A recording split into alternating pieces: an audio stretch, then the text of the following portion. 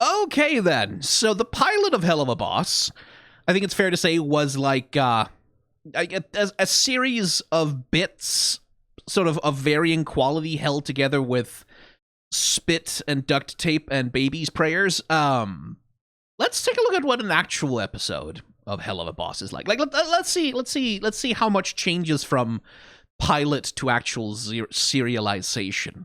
Because like the pilot was 4 years ago, this one was 3 years ago. I don't know exactly what the time interval is between these things. But I am curious to see. I am quite curious to see how this thing turns from like that, from a series of improv comedy bits with like no connective tissue whatsoever, into something that has like a plot and like characterization that actually, that actually engages people. Because like one assumes that as Spindlehorse were working on Has Been Hotel, and as they were getting a lot of, I have to imagine, a lot of mentorship and like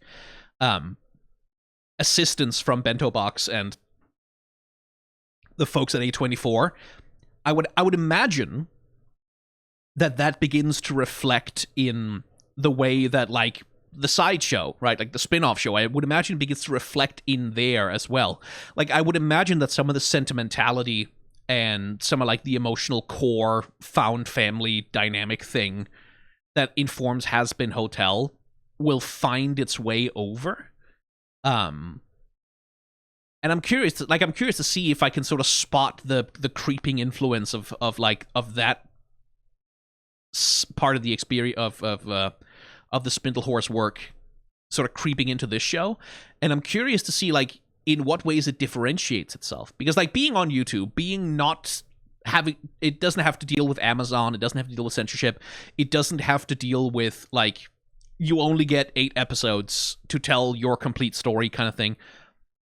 So what does it do instead? Like where Has Been Hotel has like this very strong like, here's Charlie, here's the Has Been Hotel, and she like, we need to prove that sinners can redeem themselves and defeat heaven and like sort of win freedom for hell. And so like it has this very strong like coming into your throne character arc thing going on.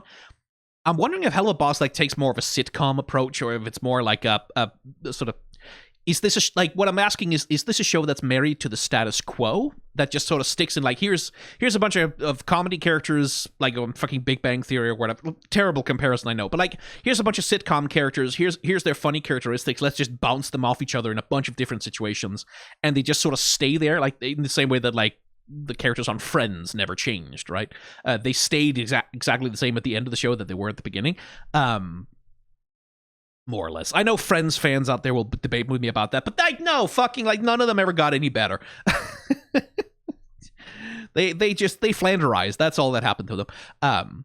So that's what I'm curious about. And I should stress, don't answer those questions in the comments for me. Like, try not to spoil things for me in the comments in general, by the way. I will be asking 100 million rhetorical questions about like, oh, I wonder if this is going to happen. I wonder if that like are they going to go for this? Are they going to go for that thing? And that's just me wondering out loud, because that's how I process this sort of thing. And also because I prefer to ask questions rather than make pronouncements.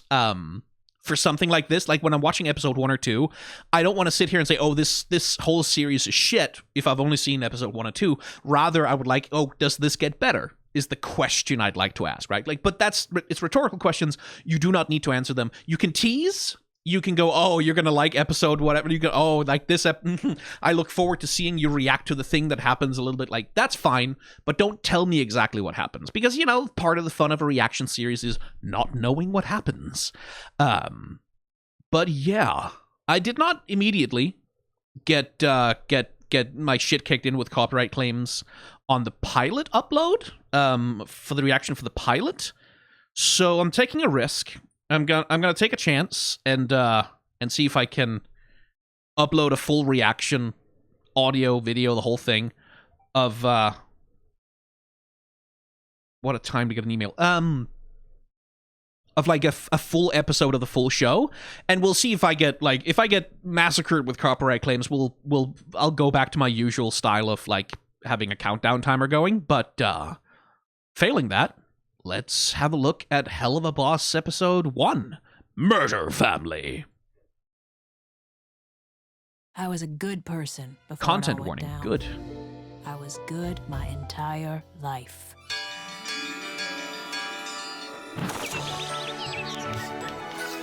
Good morning! I hope you all did your homework. Okay, so this is very... what's the fucking cartoon I'm thinking about? It's a specific cartoon. Was it Cartoon Network or was it Nickelodeon? I think it's Cartoon Network. It's a specific cartoon that has those kit designs. Like, those specific flattened kid designs. It's not... It's one of the inheritors of Powerpuff Girls, but it's not Powerpuff Girls. What the fuck is it? God damn it. It is a specific cartoon that draws the kids that way. Which one is it? Because I can remember the pictures of the kid characters. Was it Powerpuff? No. Someone tell me in the comments. Someone in the comments is going to know exactly what I'm talking about, even though I fucking don't. Tell me in the comments. Anyway.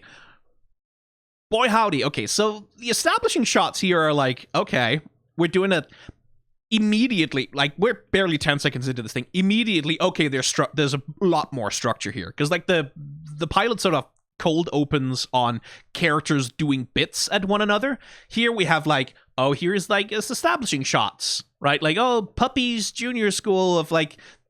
It's also disgustingly saccharine. You kind of know that something horrible is going to happen. Like, we have establishing shots. We, like, have the bell. We have a close-up on the hand that's writing on the chalkboard. And, like the hands, like, we're establishing character. We're establishing premise. We're establishing location. Oh, my. This is already much more well-structured. It could all fall to shit 5 seconds from now. Who knows? But immediately, that's like, oh, shit, I know where we are. I have a sense of what's going on. Which I didn't with the pilot. I hope you all did your homework. We love to do our homework, and we love our teacher too. Then when I throw out these fun questions, you should know just what to do. Okay.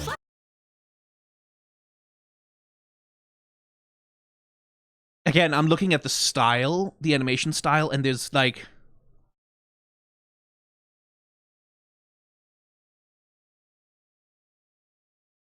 What is the fucking cartoon that I'm thinking about? Because, like, definitely this character has definitely got a bunch of Powerpuff Girls in the design. Maybe the latter seasons of Powerpuff Girls. But what's interesting is, like, the pilot had a lot more Invader Zim. A lot more Dexter's Lab. A lot more Fairly Odd Parents. Whereas this is, like, this is also more three-dimensional. Like, that's the other thing we talked about during the pilot is, like, that had a very, very flat sort of Newgrounds style. I referenced Newgrounds a hell of a lot there because that was very evident to me in, like, the animation style and even in the character design style and the way that the characters were framed in a given shot.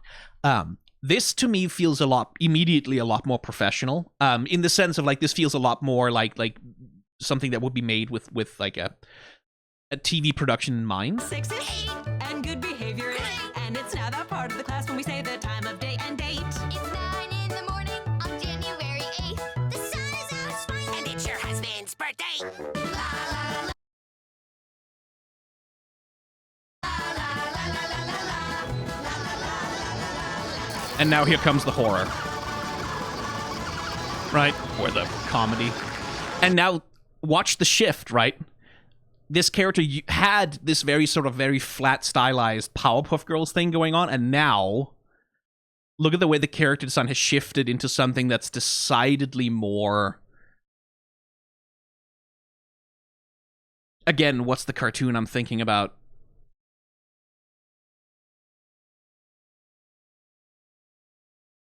Damn it, can't remember.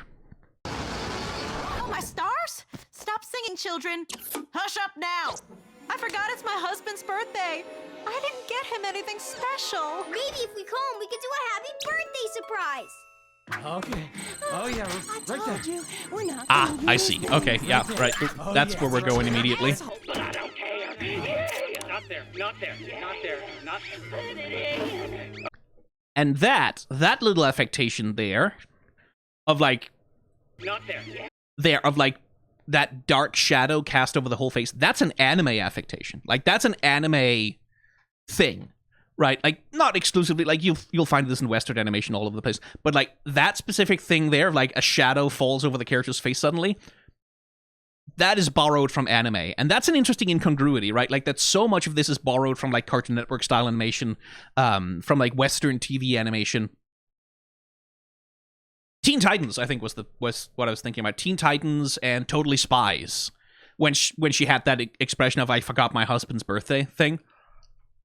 Not there, not. Okay, yeah. Wait, this is Mayberry. Remember what you taught us? Think before you act. That's a strong teacher.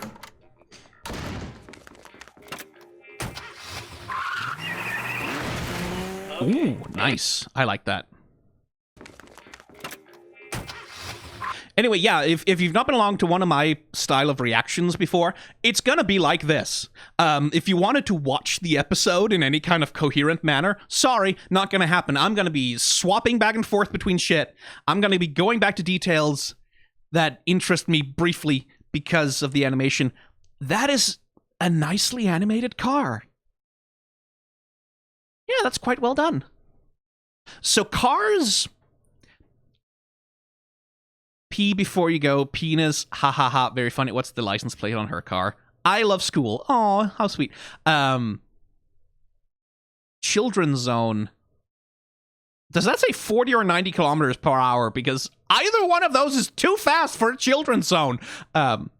But cars are difficult to animate. Cars are fucking... Like, there's a reason why when you watch most animes, like, whenever there's a car on screen, like, if a car needs to, like, drive through a shot or whatever, they'll usually do it in 3D. Because a computer has a much easier time rotating a 3D model around rather than a human artist sitting down and trying to, like, hand animate, especially, like, the curvature of, like, a old school car like this.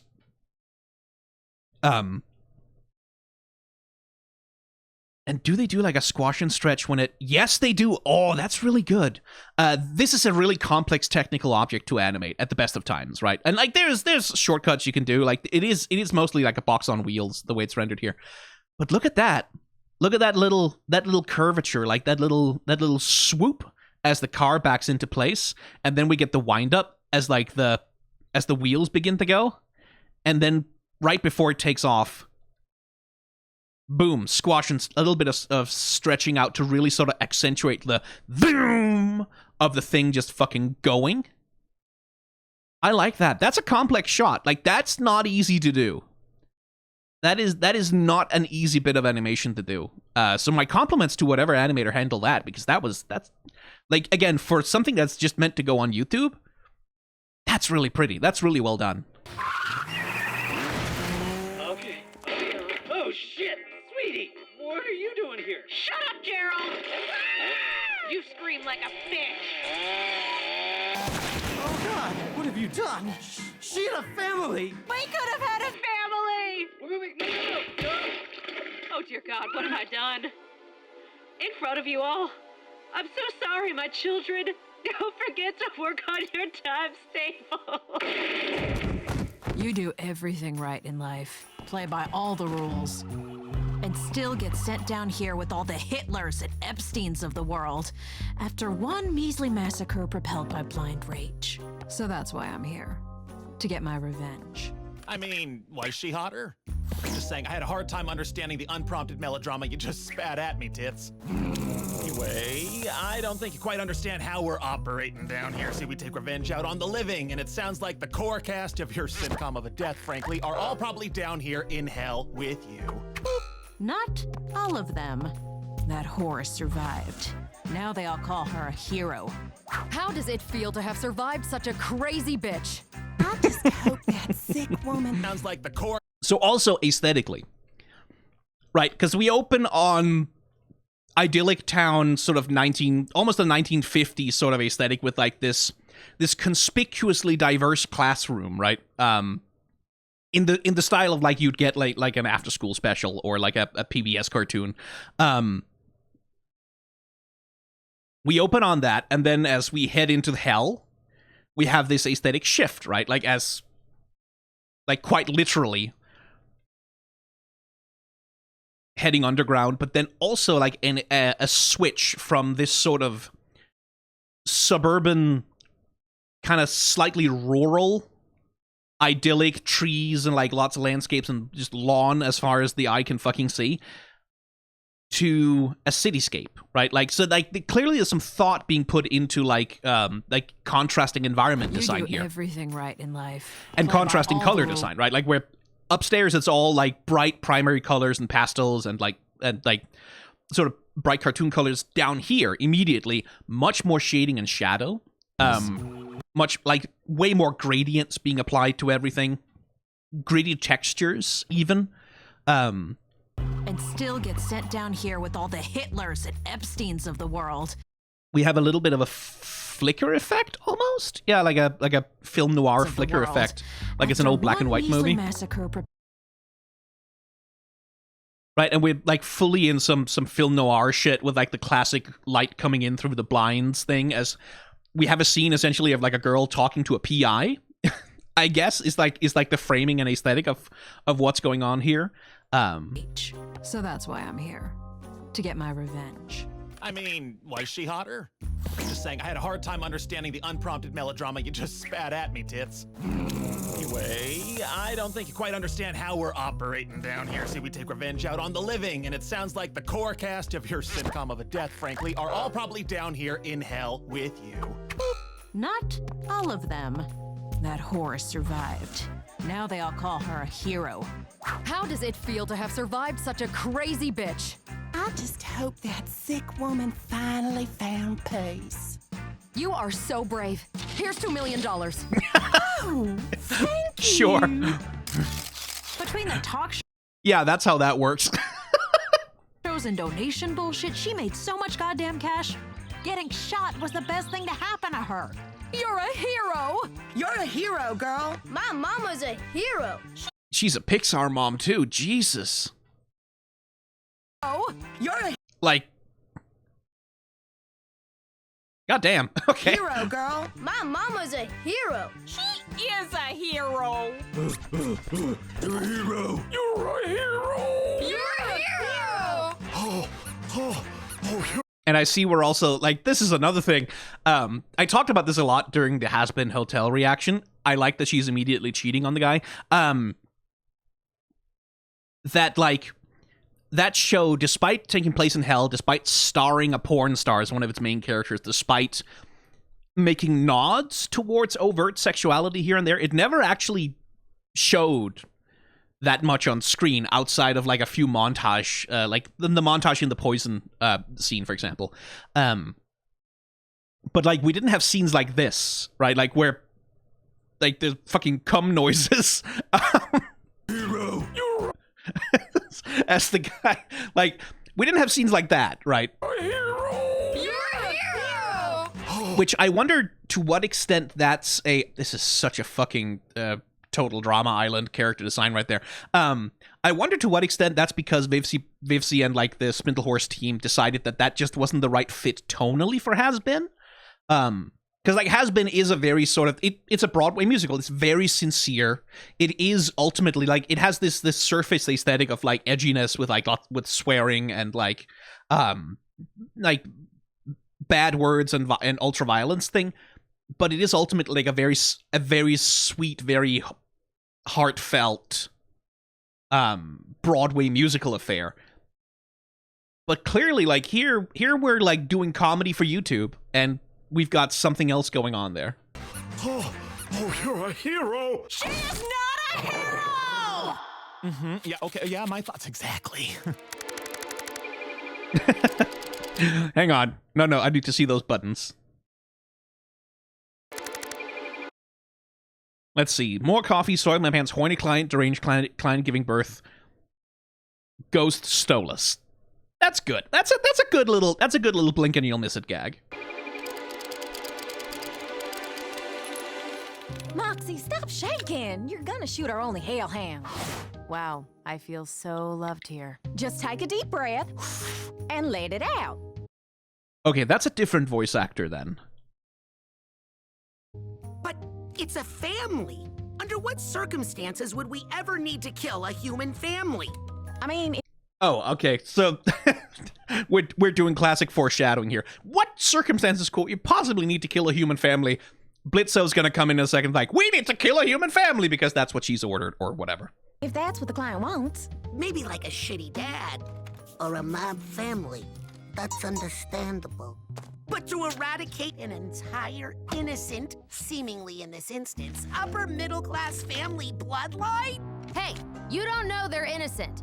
This kid probably sets dogs on fire. Maybe this girl gets off to bullying Australian kids online, and this guy definitely watches.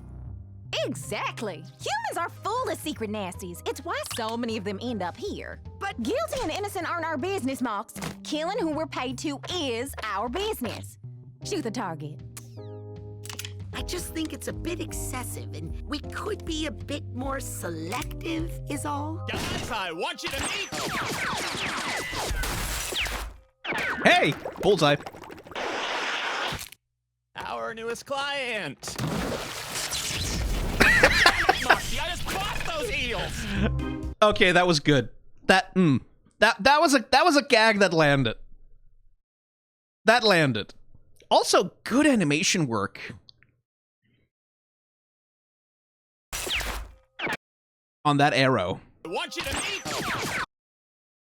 Cause like, I could trace the path of that thing the whole time it was going.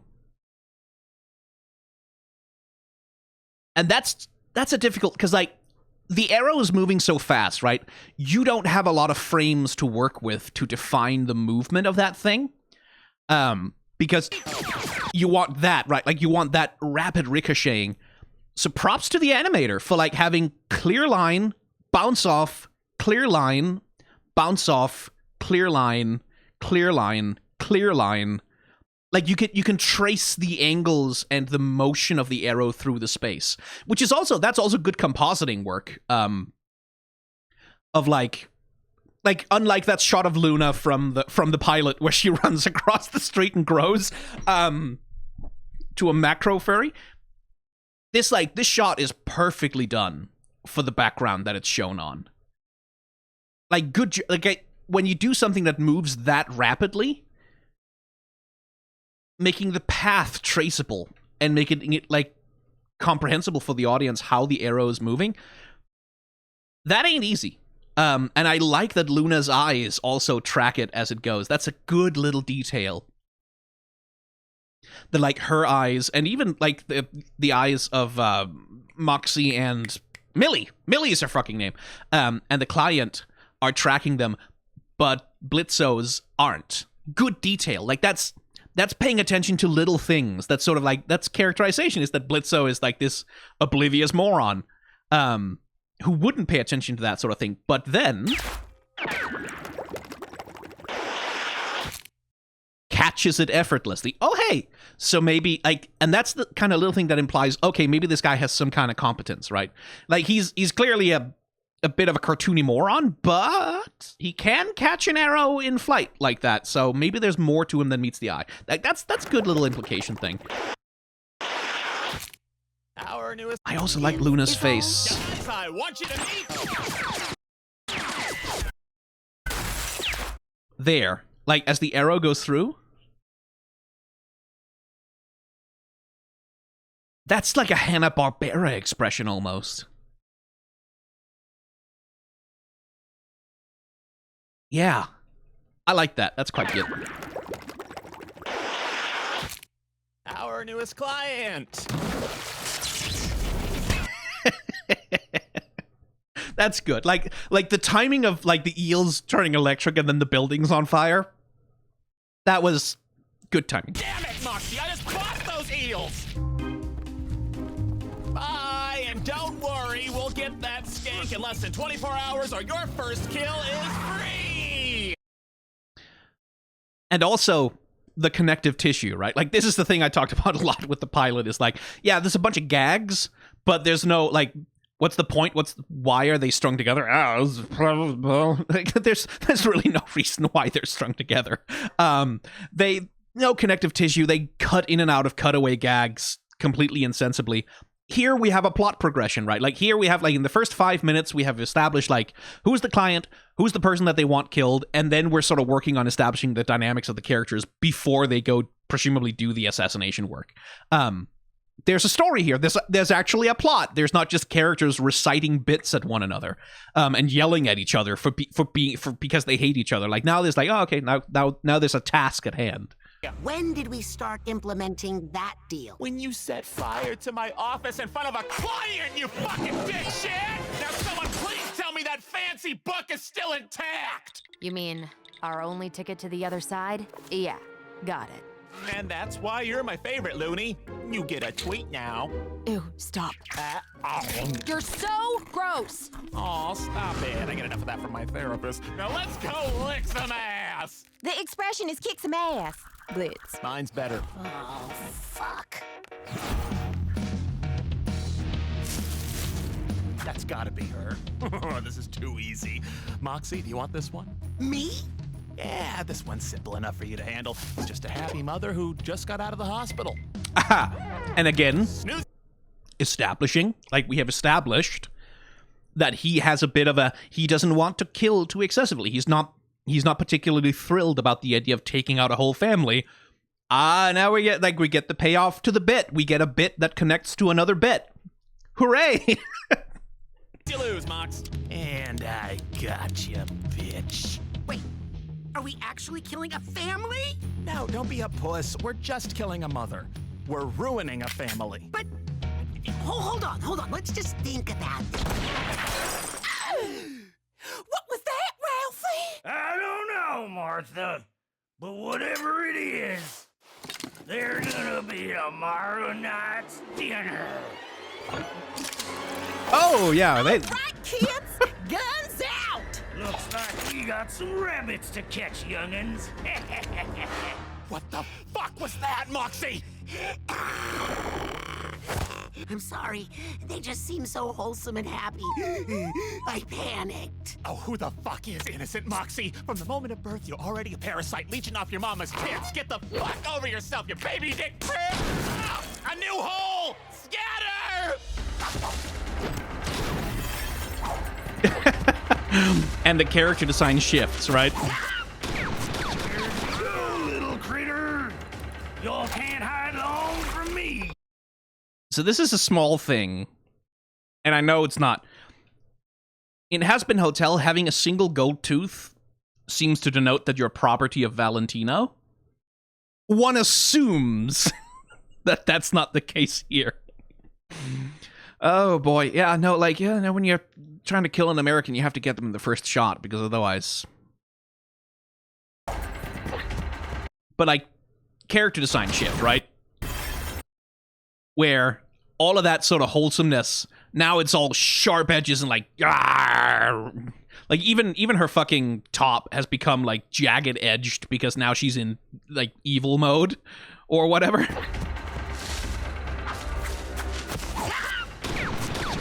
Go, little critter. Y'all can't hide long from me.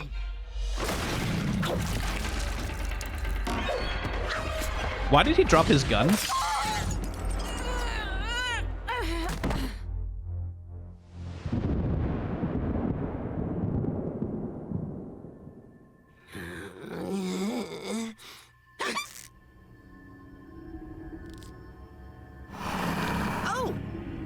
Well, hello, little ones. Aren't you cute? It's nice to have a new critter to play with.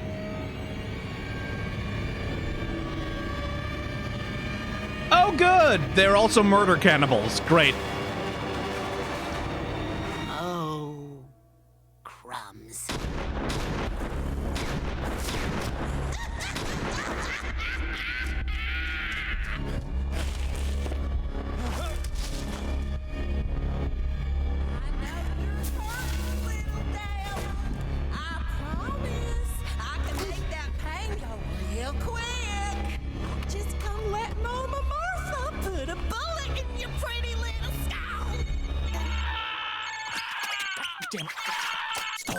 a really bad time. When isn't it a bad time, Blitzy? What is it? I've been meaning to follow up on our last little conversation regarding my grimoire. What did you just call me? My book, Blitzy. The book I was given to do my job that I have allowed you to use to do yours. I can hear you, darling. Shit! Anywho, I have been thinking. You know, I have been permitting you to access the more. Once again, I quite like the character animation on Stolas. Much the same as he was in the pilot. I assume he.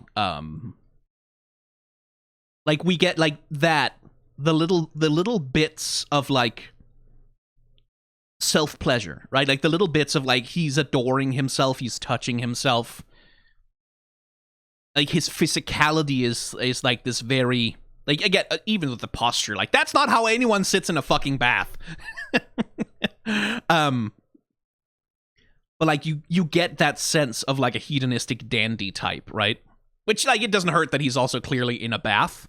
And a nice establishment of like it seems like this guy is powerful, right? Like because he's sitting in this like not just a bath, but a magic celestial bath with like constellations flying around.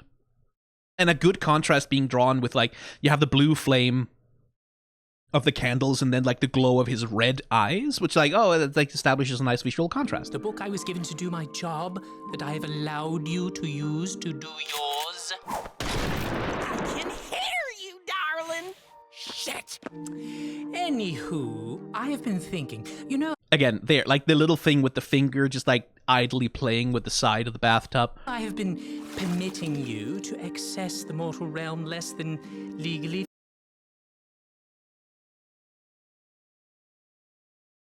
Nice little smear. Giggle, giggle. I'm a silly boy. Presumably at some point he's gonna drop the mask and turn out to be terrifying, but probably not yet. Been permitting you to access the mortal realm less than legally for some time now, but I do need it back to fulfill my duties. I was thinking, what if we worked out some kind of exchange? Favors for favors. Doesn't that sound enticing? You gotta stop using your fancy-ass rich people talk, okay? I'm trying to concentrate on not getting fucked in my A! Then let me keep it simple. Once a month, on the full moon, you return the book to me, followed by a night of passionate fornication. And you get to keep it all the rest of the time, Sound fair, my little imp? Fine, whatever! Oh! Also, a little characterization detail. In the pilot, they made a point out of Stolas being like really foul mouthed, like I want to suck your big red blah blah blah, bleep bleep bleep bleep bleep. We're doing a bleeping gag of like censoring it because it's so filthy, haha. Here, it makes a lot more sense to me that he would say fornication, right? A night of passionate fornication, right? Rather than like drop into filth. That makes more sense as a piece of characterization for him, because especially if you set that up ahead of time, right? Like that most of the time he speaks in a fancy rich boy talk sort of voice. Oh yes, a little bit of fanciful fornication with my precious imp boy, right? Like if you start with that, then you also have the option of later, like have him reach some sort of a breakpoint where he gets too horny or he gets angry or like something happens that sort of shakes him out of his persona. And then you can kind of have him yell out the most rancid obscenities that anyone has ever heard. And then it's funny because it's contrary to expectation, rather than just having him immediately jump to profanity and filth the moment he like starts talking horny. Like that's structurally that's better. Like that sets up the joke better. Blitz, I'm so excited. I cannot wait to feel your slimy inside of my... See? That's way funnier.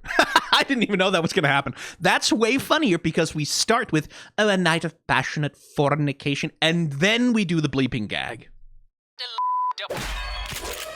Gotcha. So you're a little devil, huh? Come to drag me and my kin to hell. Well, not today, Satan. Gonna send y'all back where you came from.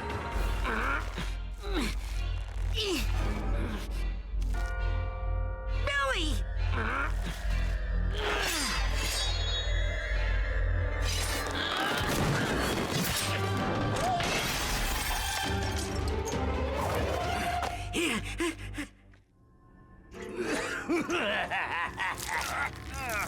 I had that fucking shot. God damn it, Moxie. Satan, we return your filthy creatures back to the pits of hell. May the root of evil remain honored as we continue thy work.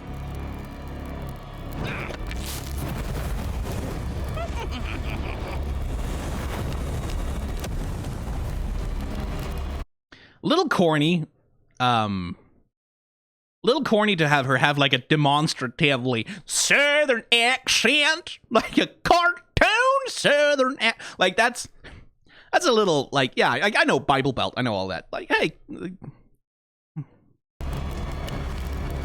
Yeah, that's not exactly how it works, lady. Sorry, your fire doesn't really hurt us, but I mean, I could fake it if that'll get your dick hard. Oh, shit. Well, I'll just shoot you in your smart-ass mouth. That would be more effective. Blitz!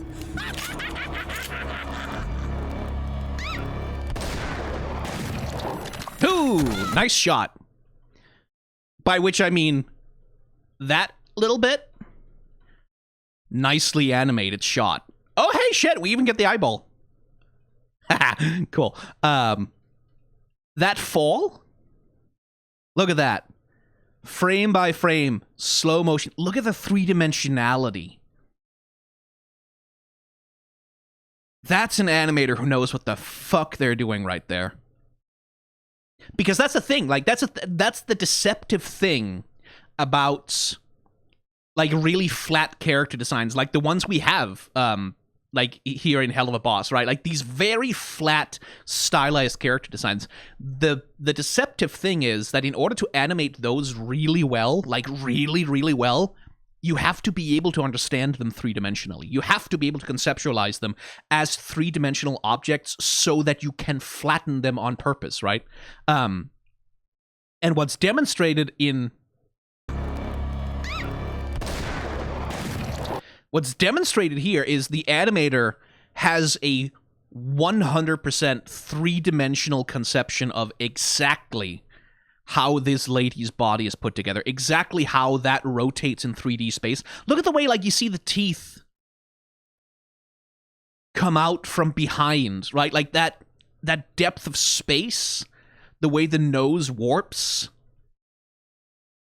That's just, damn. That's good goddamn technical animation. That's fucking Disney level right there. That is fully Disney level. That's a real good, complex understanding of the physicality of the character. That's a great fucking shot. Holy shit. And yet you see the stylizations, right? The stylization of the hole that's blown through her head somehow overlaps her hair, right? Which doesn't really make sense. But, yeah. Ooh. That's a really fucking good shot. That is really gorgeous. I mean, morbid, but... that is just good goddamn craft. Holy shit. Yeah, no, that fucking... that kind of knocked my socks off. Effective. Blitz!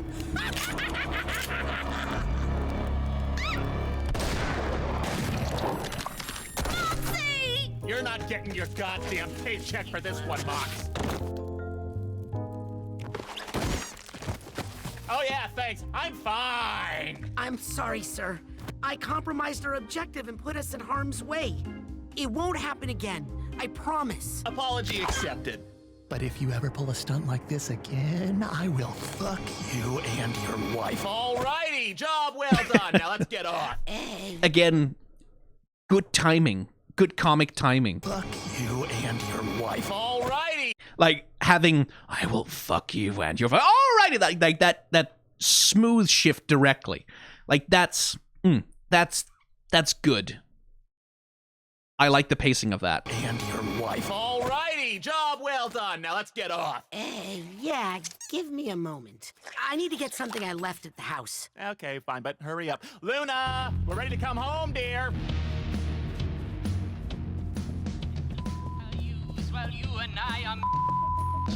Oh, it's Stolas. Brick joke. I love a brick joke. I really love a brick joke. That was good that he's still going. I like that. That's good. Move. What are you gonna do, little guy?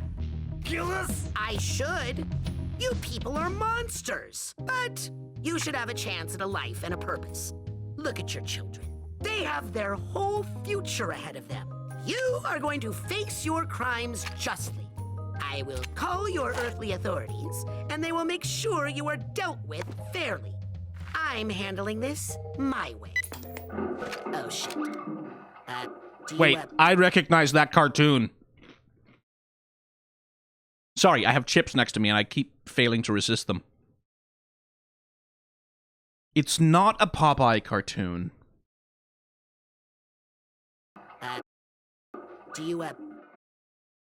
Is it?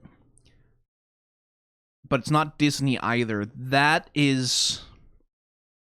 I think that's a Warner Brothers.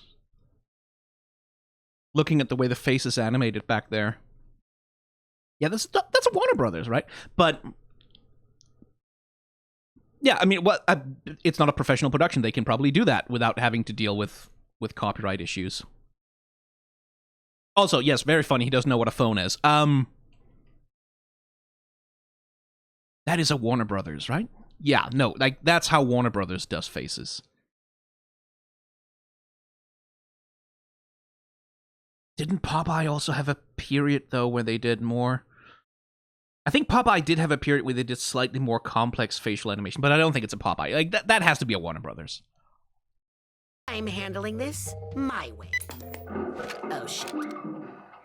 Do you have a phone to summon 911? Yeah, it's in the kitchen. Then what is this for? It's a universal remote. Got it for the kids? Aww. There he is. Have a good wank-off session, Moxie. Excuse me? Look, I don't care where you come in the living world. Just come to your job on time, all right? See you at the office. You doing okay, Cum jokes. sweetie? Better now, honey. I think I just needed a minute to process. You have a good heart, honey. Just a fuzzy head. We got it, boys. Yeah, there we go. Good, yeah. I figured. Good, yes, because, like, no, yeah, if you call the cops and you tell them you have, like, a family of cannibal murder killers and Satan worshippers, that's probably what they're gonna do. I mean, with a SWAT team, usually, but, yeah. Also, I like that flash frame showing the blackened char of the house, and then... yeah, that's a good explosion. That's real good.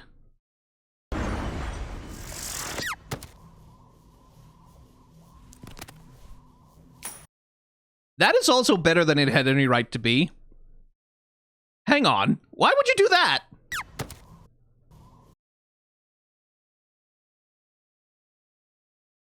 Yeah, come on. Again, look at the three-dimensionality of that little teddy bear head falling over. What the hell? Why would... That's a really complex animation for that shot. Why would you do that? I guess someone just had extra time on their hands.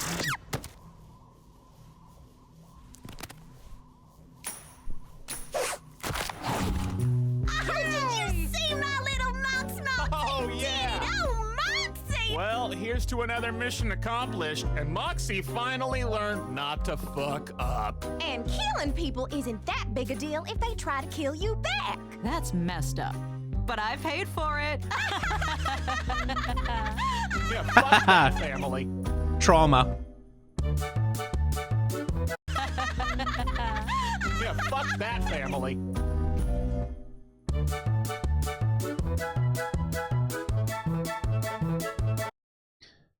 There also seems to be a substantially bigger team. Which you can tell. Like, you can tell there's a substantially larger team on this. Casting and voice production by Horseless Cowboy. That makes sense. Wait, really? Oh, no, I thought I saw a name I recognized. I know a few people who are in voice acting, who work at like...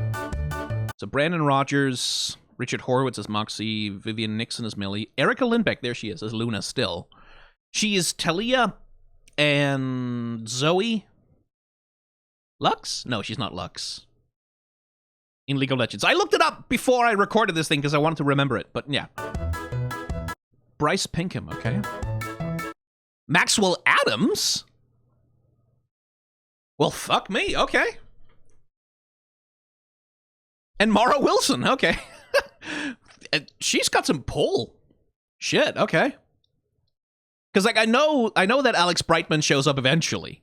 Because people spoiled that for me in the Has Been Hotel comments. I know that Alex Brightman shows up eventually in this show. I did not anticipate. I didn't think Maxwell Adams would be the, or Mara Wilson.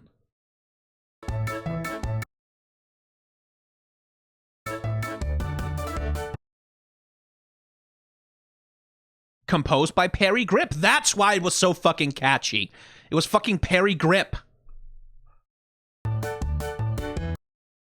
Is Perry Grip still known? Do people still know him very much? Like, he, in an earlier era of YouTube, he was the king of, like, the catchy meme song. Like, just no one did it like Perry Grip. He earwormed the shit out of people back then.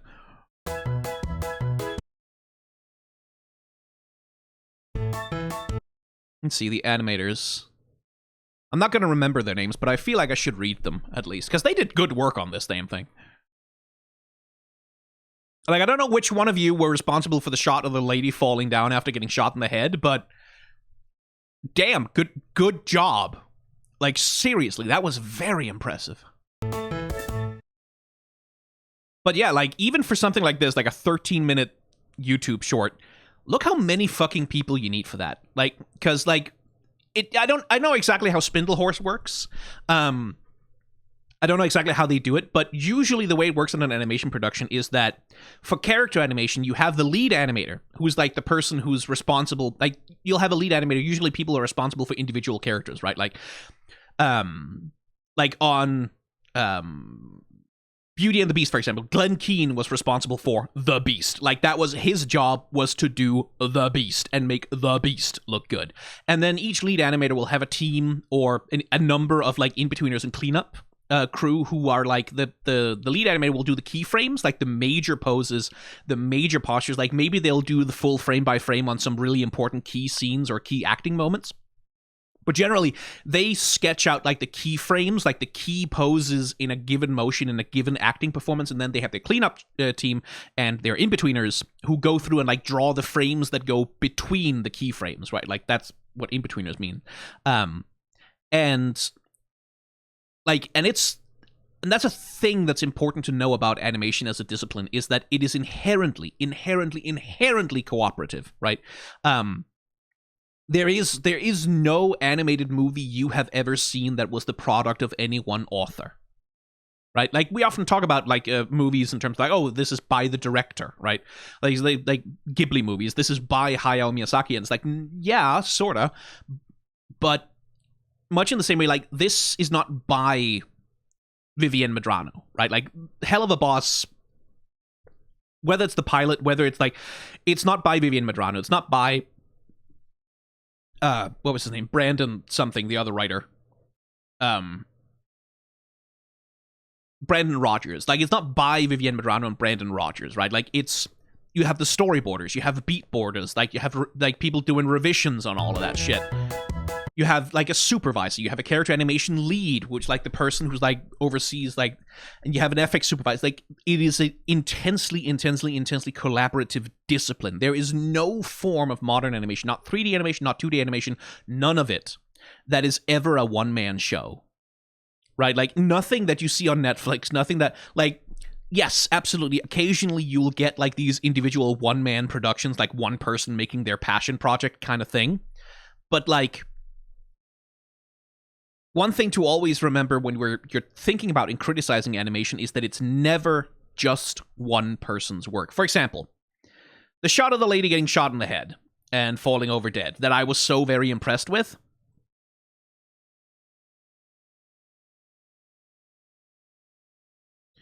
See if we can find it. It's here somewhere. Right, this. yes, there's a lead animator on this. Like, there is a lead animator who's responsible for, like, most of that gorgeous rotational motion that I was, like, that I was cumming my pants over so hard. But a lot of the three-dimensionality, a lot of the motion, a lot of the feel of why that fall looks so good and feels so good, that's the lighting. That's the visual effects. That's the colorist. That's the person who is on lighting duty, who are working together with the lead animator to produce this gorgeous, gorgeous, gorgeous shot. But without that lighting, without the lighting subtly creeping up over her hair, like, accentually, you can see how the rim light comes in from below here as the head begins to rotate. Without all of that, that shot doesn't work. It's not half as gorgeous. It's not half as three-dimensional. It's not half as impressive if, like, the lighting director and the colorists and, like, the FX team and the compositor, if those people aren't on the fucking ball as well, that shot, like, there's no amount of being a really good individual animator that will make that shot work without the collaborative effort of all of those other people, right? So I do want to say that, because I guess something I sometimes don't remember to talk about when I'm doing these reactions, but, like, all of the props go to all of the people. All of them. Every single one. Like, the interns as well. Like, whoever like, is fucking responsible for cleaning the studio where these people work, it gets to have a bit of the credit for how the thing turned out. Because, like, ask an animator who's been working, like, a sweaty animation studio, like, whether or not indoor climate and, like, clean working conditions matter. Because they do. And the background artists as well. Like, oh, Vivian Madrano's on backgrounds as well. Because, like, clearly a lot of people, like, share duties across multiple disciplines on this thing. Because it is a small animation production. You usually, like, the bigger the animation production is, the more specialized people usually can afford to be, right? And so, like, on a real big animation production, like, you'll have people whose only job it is to do, like, the backgrounds for 2 minutes of a whole movie. Like, well, maybe not specifically, but, like, you'll have people, like, assigned to very hyper-specific tasks. That is, like, their little tiny bit of responsibility in the size of the production. The smaller the production is, the more hats each individual person is likely to wear. And yet still, like, that's a lot of fucking people, right? No ending gag? Okay, fair enough. Oh, shit, did we go to episode 2? Not gonna do that yet. But yeah, no, that's... oh, that's a good face. That was a lot more solid. Like, that... You can see the basic ideas from the pilot. Like, some of the basic concepts from it definitely survive into this thing. Some of the basic character dynamics definitely survive into this thing. Like, Maxie is still a straight man, like, sort of reacting to the goofiness of everyone else around him, but much less of, like, because, like, in the pilot, he's kind of a whiny little bitch, right? Like, he's a little nagger who just kind of goes, yeah, boss, you're not doing things right, and I'm upset, and I'm annoyed. Like, that's sort of his only thing, is complaining all the time. Here he gets to take action, right? Like, here he actually has a little mini arc, right? Like, where he starts out being like, well, excessive violence seems like maybe that's not necessary. And then by the end, he's like, he becomes more capable of taking action. He becomes more capable of being a member of the team. So you have this little mini arc for him where, like, he goes through a little bit of change, right? Throughout the thing, which makes for a satisfying bit of storytelling. You can see the bones of the pilot in there. Like, some of the essence of the pilot is in there, but most of it is gone, and that's probably for the better. No 500,000 cutaway gags, for example. Like, thank God they got rid of those, because leave those to Family Guy. Let Family Guy do the cutaway gags. They're better at them.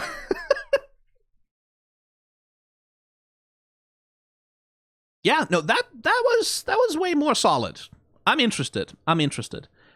Like, as an introductory episode, this was solid. Like, this establishes the dynamics between the characters okay well enough. Luna is still a little bit nothing. Like, she didn't really get anything to do in this episode particularly, but that seems to have been on purpose, right? Like, that seems to have been, this is Maxie's episode. Like, this is for him to sort of, like, act as audience point of view character. Like, he's the one who has the moral objection to just going to the human world and murdering people. And, like, this episode, the function of it structurally is to be like, don't worry about it. Like, if they go to the human world and kill some people, they're probably fuckheads. Like, they're probably, like psychotic cannibal monsters. So it's okay. Like, don't worry about it. Like, it's the show kind of telling you to, like, yeah, don't think too hard. Like, don't think too hard about, like, the morality of killing people in the real world. This is comedy murder time. Don't worry about it. And that's probably important. And they use Maxie as, like, the point of view character to express that particular idea. Which, like, again, from a structural perspective, that's quite solid. Yeah. Yeah, sure, I'll watch another few episodes of that. Why not? Oh, Jesus fucking Christ, it's almost an hour long again. God damn it. Okay. In fairness, like, I didn't know there was going to be such a gorgeous shot of an eyeball flying into camera and a corpse collapsing on the ground. Like, I didn't know that. Like, if I'd known that, I would have anticipated that it would be a longer reaction. Oh, boy. Anyway, bye.